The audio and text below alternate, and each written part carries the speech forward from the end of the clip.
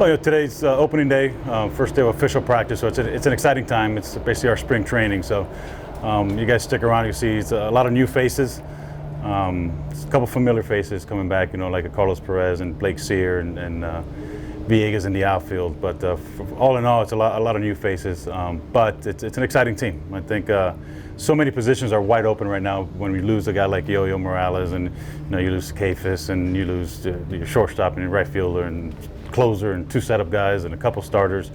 It's a lot of open spots, so it just creates a lot of competition. So our practices are really game-like, game speed. I tell the guys the scoreboard's on every day, not just on game day, on practice days as well. So when they're competing for a job and playing time, it's an exciting time. It's an exciting time from now to February 16th, when we throw out our first starting lineup. I guarantee it won't be the same lineup we put out there the last day in Omaha, but it'll be the first starting lineup we put out there. So it's just an exciting time right now. Coach, you've been with this program take the pen out of the back of your head. You've been with this program for some time now, but now you're the guy, you're the head coach. How does that feel for you? It's exciting. I mean, it's an honor, number one. It's exciting. I'm blessed to get the opportunity to lead a program that I grew up watching, following, and playing for, in a school that I went to, and most importantly, in a community that I grew up in. It's made me who I am. So it's more than anything, I'm blessed for this opportunity, and there's nothing that I want more than to give back to the community and the school a championship, and for everything they've given me. It feels strange at all, kind of taking over in that role, like walk into the wrong office, like the first day or something like that? Well, I'll be honest, the first day I stayed in my old office. I didn't did my first interview in my old office, so it took a while. I tell people I walked in and turned right for 21 years, and it took about a week and a half to get used to going left when I walked in there. But oh no, it's the same. Look, to me, it's the same program. It's still baseball. I still get to work with pitchers and hitters, and I did a little bit of that as the pitching coach. I kind of dabbled here and there, with all aspects of the program. So, and I learned a lot under Coach Morris and Gino DeMari. They let me do my job, and also as their assistant head coach, I was involved in a lot of decision making, and a lot of things were run through me. So I had a feel for a lot of the off-field things. So I feel comfortable, and I'm ready to go and take a crack at it. And then you mentioned there's a lot of open positions available and things like that, but what are your impressions of this team, what you have, what you saw from the fall? I think we have a lot of options offensively, right? We've got a lot of players that can play multiple positions, players that can hit anywhere in the lineup. We don't have that star, I guess, like a Yo-Yo Morales and a CJ Kafis, but we do have guys that I promise you in 2 or 3 years they are going to be superstars, So again, it's exciting times, and watching those guys grow and develop and get better, not just as baseball players but as human beings, man. It's really the most rewarding part of this whole thing, watching these kids grow and get better in all aspects of life. So it's just a great time. It's a great time of year. I'm sure you have a million ideas of how you want it to look and what you want it to be. How's your head spinning right now, first day? That's the problem. I have a million ideas and a million options and a ton of combinations of what we can do. So, ultimately it's about putting the best 9 guys out there to give you the best chance to win. And Friday night might be one lineup, Saturday a different lineup, Sunday. It all depends on how guys are going. And look, I got a lot of help. I think I love the staff that I put together, and the administration has allowed me to put together, right, financially and everything else. So I feel great about the guys that I've surrounded myself with. There's a lot of experience, whether it's 19 years of head coaching experience in college baseball in Cooper, or Darren Fencer that's been in pro ball for 12 years and has done everything from head coach to hitting coach to infield coordinator, base running coordinator, all those things. And then Laz Gutierrez that's been in the big league dugout for 7 years and was a big part of the Red Sox success and World Series runs there. So I got a lot of support and a lot of guys to bounce ideas off of and to come up with the best lineup possible. What is your sense of the strength of your team, and also what maybe the biggest question mark, of the team just as of first practice today? Biggest question mark without doubt is the bullpen. And the obvious, right? Andrew Walters is not with us anymore, but losing a guy like Torres and like Arteaga, those guys were really valuable innings and were important pieces of the bullpen to get the ball to Walters in the 8th or 9th inning, whatever it might be. So that to me is by far the biggest question mark. But look, when we decided to move Palmquist to the rotation, we had Walters there, and we thought he was possibly be a good a good closer. Never in our wildest dream did we think he was going to be who he was, right, and have the back-to-back years that he had. So there's always someone that's going to step up and take control of that role, and it's up to them, And again, all you can really ask for in life is opportunities, and there's plenty of those right now in our roster, and as far as different roles are concerned. Strength also? I don't know if you have strengths, but you didn't. I'd say I was starting pitching right now. Getting a guy. Anytime you get your Friday night starter back, like a Gage Zeals, it's very important. It's a huge key to your success, right? Then you got Rafe Schlesinger coming back, which as the year went on last year, he got better and better and better, and obviously he topped out at that last game, his last game against Texas when he went 7 scoreless. And you have two guys like that, and you bring in some older guys, the Herrick Hernandez's from Miami-Dade, that's got some experience being the number 1 guy. And to me, being the number 1 guy, whether it's junior college or Division II, 3, 1, whatever it is, it's a different pressure, right? A different weight that you carry. So he's got that experience of being that Friday night guy at the junior college level. And again, that's, to me, that experience of being the 1 guy, it carries a lot of weight, So same thing in a Drew Dwyer coming in from Lynn. He's a 24-year-old, I guess his 7th year in college. Which is, I guess, in our standards here with football, had 9 years, it's not that big a deal. But it's just, again, it's experience, and a guy that's been the front man for Lynn University. And again, I don't care what level you're at. When you're throwing that first game of any series, a lot of weight is on your shoulders, and just the experience of carrying that weight and dealing with it goes a long way. Last year, kind of Blake Sear broke out on the scene as that freshman for you guys. Are there any guys in the clubhouse right now that you're really excited about, or guys that we should know about? Look, I think our freshman class, especially on the offensive side, is very exciting. You start with Daniel Cuvée, which is going to play somewhere in the corner of the infield. But I was telling somebody just watching BP yesterday, I don't remember a freshman with more power than Daniel.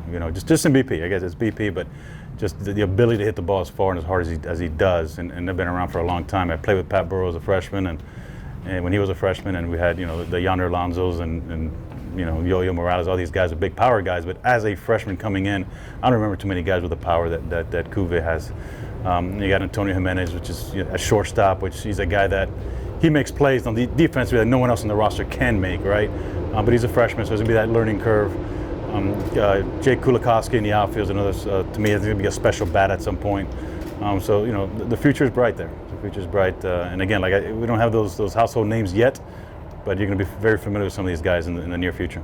And just as the season gets closer, only a couple weeks away, does it start to feel more real? Like you got named the coach, head coach 6 months ago, but now that the season's almost here, is it kind of impressing on you, I'm going to be the head coach at my alma mater and everything? It's something that I've laid around in bed and thought about, and it's again, it hasn't really sunk in yet, right? It's just a dream come true, and again, I can't go back. I can't express enough the opportunity that I have. I'm blessed for it, but I think that first game when you go out and do the lineup change for the first time is going to be a big deal, But I'm excited and I can't wait for it to happen. And then, are there any major injuries coming into the season that popped up in the fall or anything? No injuries. We're actually getting 3 guys back that we lost last year. Caba's coming back. Caba and Croth are both coming back, and they're ready to go from day one. They've been cleared by doctors. They're throwing in inner squats like everybody else. And then you got Brian Walters, which is about 2 weeks behind those guys. So I think the first time he'll see action in the game would be that 3rd week, which it'd be Florida. But those guys, you got to be careful and be cautious of how often you use them. Not so much when you use them, but if they throw on a Friday 2 innings, they're probably shut down for the rest of that weekend. So you got to be smart and kind of choose when and where to throw those guys. But all 3 of those guys are going to be important parts of our bullpen and rotation possibly. JD, I'm sorry. Any changes, either practice structure or things that you want to do or already have done thus far? As you mentioned, you've been here for quite a bit. Structure-wise, we've tweaked a few things here or there, but we've had a lot of success for a long time. We're not going to reinvent the wheel here and change a whole lot of things. That's not to say we haven't changed a few things, but little things like we start every day, every practice with base running. That's something that is so important in scoring runs, and you can't get too caught up on batting average and home runs. And at the end of the day, it's who scores the most runs is going to win the game. You score more runs than the other team, you're going to win games. And base running is a way to score runs that it doesn't take, the swing of the bat or the bunt or anything like that. It's taking extra bases, putting pressure on defenses where they make mistakes. So we Darren's done a great job, and that's, if we preach something's important, and we show them by doing it first every day. That's the very first thing that we do. Before we throw a baseball, do anything else, we go out there and do base running for 10, 15 minutes every single day. So that's a change that we haven't done in the past. Other than that, it's baseball is baseball. It's not we're not into groundbreaking things here, but we have tweaked a few things here and there, especially in the analytic world. Going back to our administration, they've allowed me to hire 2 guys that are just in charge of analytics, and it's a language that I understand a little bit of it, but these 2 guys are completely different spectrum of the game, so they've helped out a lot as well. Can you expand on that, the analytics, how they're going to help, and what you envision for them this season? Well, there's 2 aspects of it, right? Part of it is player development and making our guys better. with the whole measuring, with this, the Kinetrack system that we have coming in. I think we're one of 5 schools in the country with a Kinetrack system, which is a markless motion capturing system to TrackMan, and we've had all these things, right? But we just haven't had the department to run it. I mean, I was in charge of running the pitching side of it, and like I said, that's a totally different language. Now we got 2 guys that one is really focused on our player development. The other one is focused on our advanced scouting, so to speak. So he's always gonna be working a couple weeks ahead of us. So when we're playing, Notre Dame this week, he's working on Louisville that we're gonna play 2 weeks from now. So when we come into the office on Tuesday morning, after a Monday off day, our script is set. We got scouting reports, we got tendencies, we got everything that we need to prepare for them. Where in the past, when myself was doing it, or the hitting coach, or whoever it was, by the time we got done with it, it was like Thursday night, so we've already done our preparation, and now we got to get ready to play the next day, and we've learned something that we didn't prepare for. So this is a big part of preparation and getting us ready for whoever we're playing. Coach, taking this job, obviously there's a sense of pressure, so to speak. How will you kind of handle the pressure of obtaining a job? Obviously you're an alum and you've worked here before. Like, just talk about just handling the pressure of the season. Well, I mean, look, if you've ever worn a Hurricane uniform, whether you're a player, starter, backup, pitching coach, the pressure's there. I mean, there's expectations that are nowhere else in the country. That was a question that was asked of me plenty when I was going through the interview process. Are there any, second thoughts or any reason why you wouldn't take the job? And of course, my answer was always no. And then my last meeting, I finally asked, well, what could there possibly be? And then they mentioned the pressure and the expectations. And look, this is what I love about it, right? I'm part of what created that as a player, going 4 years in a row to the College World Series, not winning any, but it's part of. I get it. That's the biggest part that, to me, what attracted me to this place as a player coming up when I was 18, to as a coach and now a head coach. It's what I love most, right? Without expectations, what are we doing it for? So, and those expectations are never going to change, regardless of what our results are this year or where they were last year. Our expectations going into every season is putting up another year up in that scoreboard. We don't glorify or celebrate all our regionals appearances or super regionals. The only dates you see out there are the 4 dates we won a national championship, and that's not going to change. That's the only thing that matters around here, and that's our job every year. Anything else for JD?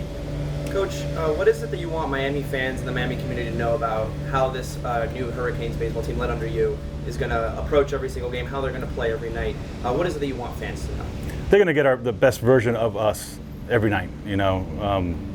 I get it. Some days we'll fall short, but it won't be because of our doing. We get outplayed, if we get beat, that's going to happen. But I'm going to do my part and my best to put a team out there that's not going to beat themselves, is not going to quit. You're going to have to beat us, and you're going to have to get all 27 outs before you beat us. So regardless of what the score is, regardless of what the outcome is, you're going to get the best version of us. Coaches, staff, players, everybody that's wearing our uniform, you're going to get their best version.